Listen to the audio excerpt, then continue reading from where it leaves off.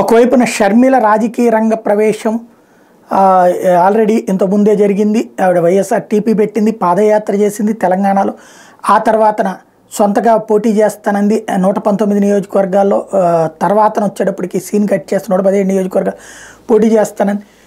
తర్వాత వచ్చి కనీసం ఒక 86 అంది, కాంగ్రెస్తో పొత్తుంది. ఆ తర్వాత కాంగ్రెస్కి మద్దతు అంది, సాంతం సైలెంట్ అయిపోయింది.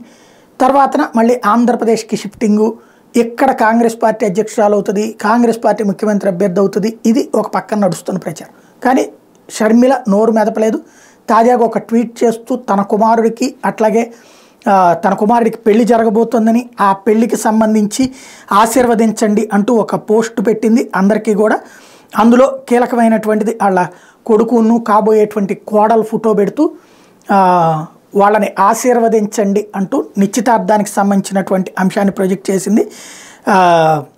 వైఎస్ రాజారెడ్డికి 2024 నూతన సంవత్సరం నా కుమారుడు వైఎస్ రాజారెడ్డికి ప్రియమైన అట్లూరి ప్రియతో జనవరి నెల 18 నిశ్చితార్థ వేడుక, ఫిబ్రవరి 17 2024 వివాహ వేడుక జరగనున్న సంగతి మీతో పంచుకోవడం ఆనందంగా ఉంది. రేపు మేము కుటుంబ సమేతం కాబోయే వధువులతో కలిసి ఇడుపులపాయలోని వైఎస్ఆర్ ఘాట్ని సందర్శించి తొలి ఆహ్వాన పత్రిక ఘాట్ వద్ద నుంచి నాన్న ఆశీస్సులు తీసుకోవడం జరుగుతుందని చెప్పడానికి సంతోషంగా ఉంది అన్నటువంటి దాన్ని ఇక్కడ ప్రొజెక్ట్ చేసింది. అయితే అంటే ఫిబ్రవరి దాకా పెళ్లి హడావిడిలోనే ఉంటుంది. మరి ఆవిడ పెళ్లి హడావిడిలో ఉంటుంటే ఇక్కడ ఆవిడ వచ్చేసేసి రాజకీయం అంటే మార్చి పెళ్ళి అయిపోయిన తర్వాత ఏమన్నా చేయాల్సి ఉంటుంది. ఈ లోపు అయితే సాధ్యం కాదు కదా.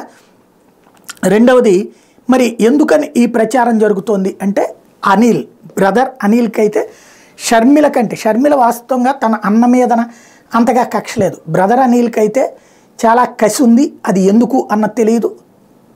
అది రేపొద్దున భవిష్యత్తులో ఏమైనా చెప్తాడని చూడాలి.